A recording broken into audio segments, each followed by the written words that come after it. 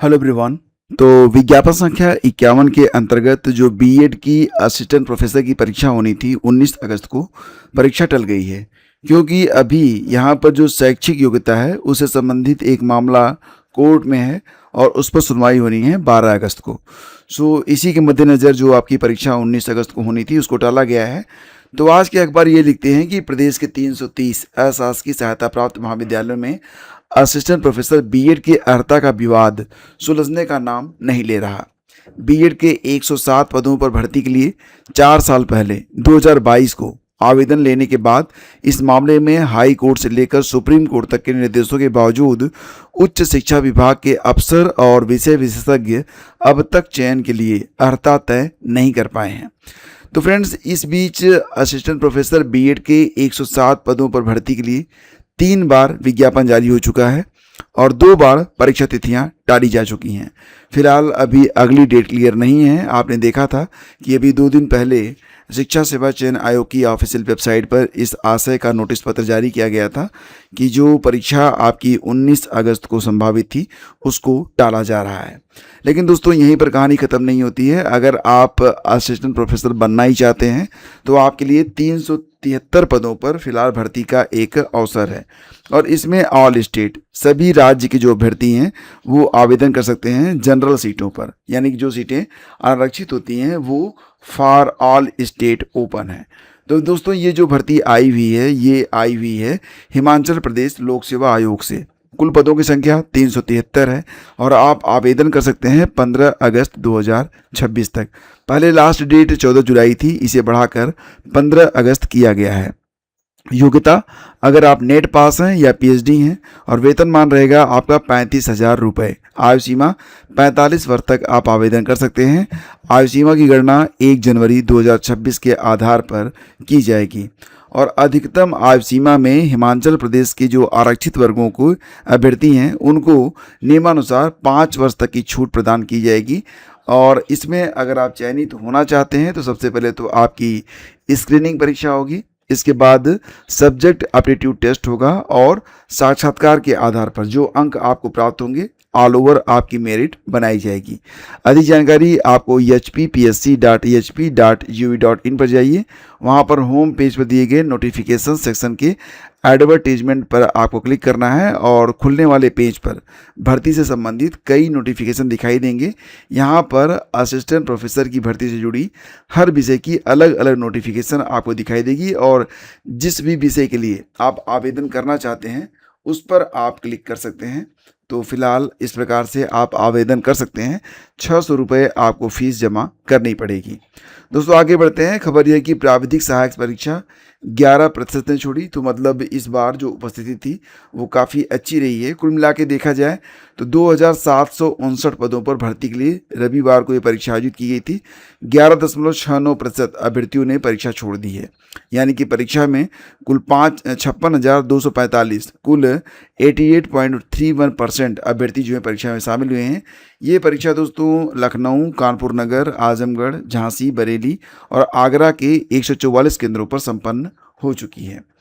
और UP board जिले में हाई स्कूल और इंटरमीडिएट के 556 विद्यालय, तो इसी महीने प्रस्तावित किए जाएंगे परीक्षा केंद्र। फिलहाल दोस्तों, खबर मिल रही है कि माध्यमिक शिक्षा परिषद की बोर्ड परीक्षा को लेकर तैयारियां तेज हो गई हैं।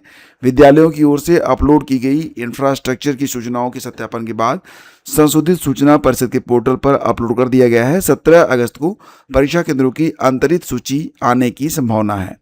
तो फिलहाल थोड़ा सा वेट करें। और यूपी से डीएलएड करने वालों ने उत्तराखंड का अस्थायी निवास भी बनाया, तो दोहरे अस्थायी निवास के चक्कर में फंसे शिक्षक। फिलहाल दोस्तों, ये पूरा मामला 2024-25 और 25-26 के दौरान प्राथमिक सहायक अध्यापकों की भर्ती से जुड़ा हुआ है। आरोप ये है कि उत्तर प्रदेश में डीएलएड प्रशिक्षण प्राप्त करने के लिए वहां का मूल निवास प्रमाण पत्र अनिवार्य होता है। इसके बावजूद कई अभ्यर्थियों ने यूपी से डीएलएड किया और उत्तराखंड में नियुक्ति के वक्त यहाँ का अस्थायी निवास लगाकर शिक्षक की नौकरी हासिल कर ली। अब ऐसे 152 शिक्षक हैं जिनको फिलहाल सस्पेंड किया जाना है, लेकिन उनका अंतिम पक्ष सुना जाना है, जिसके लिए उनको एक सुनवाई का मौका दिया गया है। और कहा गया कि अपने पक्ष में पर्याप्त और वैध साक्ष्य प्रस्तुत करने का अंतिम मौका है ये। अगर वो ऐसा नहीं कर पाते हैं तो इनके खिलाफ बर्खास्तगी की कार्रवाई तय मानी जा रही है। निदेशालय काफ़ी सख्त है और बहुत ही तीव्र गति से इस पर कार्रवाई चल रही है। नौकरी में रहते हुए अब नहीं कर पाएंगे कानून की पढ़ाई। तो दोस्तों, शासकीय या निजी संस्थानों में नौकरी करने वाले अधिकारी कर्मचारियों के लिए अब नौकरी के साथ कानून की पढ़ाई का मार्ग बंद हो गया है। बार काउंसिल ऑफ इंडिया यानी कि BCI के सचिव श्रीमंतो सेन द्वारा कुलपतियों को पत्र जारी कर प्रॉक्सी अटेंडेंस यानी कि अवैध हाजिरी या नौकरी पेशा लोगों के लिए बनाए गए अनअधिकृत कोर्स को तत्काल बंद करने का आदेश दिया गया है।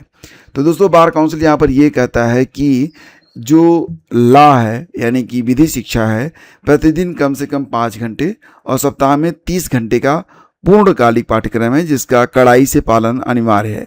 BCI का यह आदेश वर्तमान शैक्षणिक सत्र से ही लागू होगा और इस आदेश से केंद्र और राज्य सरकार की सेवाओं के साथ निजी क्षेत्रों में कार्यरत अधिकारियों एवं कर्मचारियों के लिए नौकरी के साथ कानून की डिग्री की पढ़ाई व्यावहारिक रूप से संभव नहीं होगी।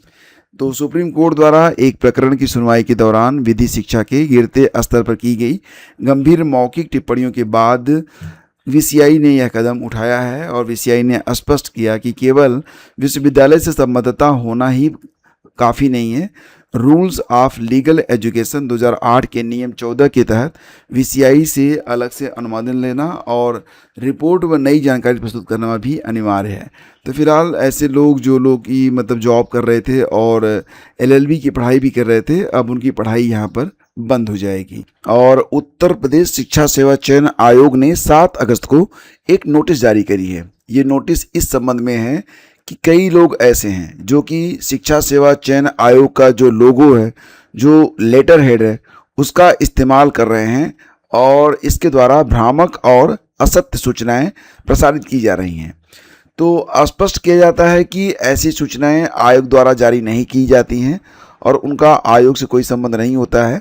हालांकि इस प्रकार की सूचनाएं जो सोशल मीडिया में आप लोग देख भी रहे होंगे, तो इन लोगों के खिलाफ कार्रवाई तो हो ही रही है। साथ ही साथ जो लोग अपनी प्रोफाइल पर इन सूचनाओं को प्रसारित कर रहे हैं, उन लोगों के खिलाफ भी मतलब कार्रवाई की जा रही है और सोशल मीडिया पर ऐसे जो लोग पोस्ट किए हुए हैं उसका स्क्रीनशॉट लेके उस पर FIR करने के लिए फिलहाल दे दिया गया है पुलिस को। तो यहाँ पर आयोग ने ये कहा है कि सोशल मीडिया अथवा अन्य अनअधिकृत स्रोतों से प्रसारित किसी भी सूचना पर विश्वास न करें, न ही उसे अग्रेसित फॉरवर्ड करें। आयोग से संबंधित सभी सूचनाएं, विज्ञप्तियां, परीक्षा कार्यक्रम, संशोधन और अन्य आधिकारिक जानकारी केवल ऑफिशियल वेबसाइट, ये जो आपको दिखाई दे रही है, यहीं पर आपको देखने को मिलेगी। और अगर कोई भी न्यूज़ यहाँ पर नहीं है, कोई भी जानकारी यहाँ पर नहीं है, तो फिर वही होगा, मतलब फिर आप पर कार्रवाई हो सकती है और उसको आप लोग फेक भी समझ सकते हैं अगर वो न्यूज़ यहाँ पर नहीं आ रही है। तो फ्रेंड्स, यहाँ पर पोस्ट ग्रेजुएट टीचर और TGT के लिए जनरल नॉलेज दोनों के लिए जो सिलेबस जारी कर दिया गया है और आपकी जो क्लासेज हैं ये भी स्टार्ट हो चुकी हैं। तो दोस्तों, ये थी आज की पूरी अपडेट। अगर आप पेड ग्रुप ज्वाइन करना चाहते हैं फॉर TGT PGT या फिर प्रिंसिपल भर्ती या फिर आपका जो PCS के अंतर्गत भर्तियां आई हुई हैं, तो उसके लिए आप ये पेड ग्रुप ज्वाइन कर सकते हैं और इस ग्रुप में आपकी हर समस्या का समाधान कर दिया जाता है। तो फिलहाल इसकी जो ज्वाइनिंग फ़ीस है वो 500 रुपये है। अधिक जानकारी के लिए आप 9452252260 पर हमें व्हाट्सअप कर सकते हैं। धन्यवाद। Please do like and share.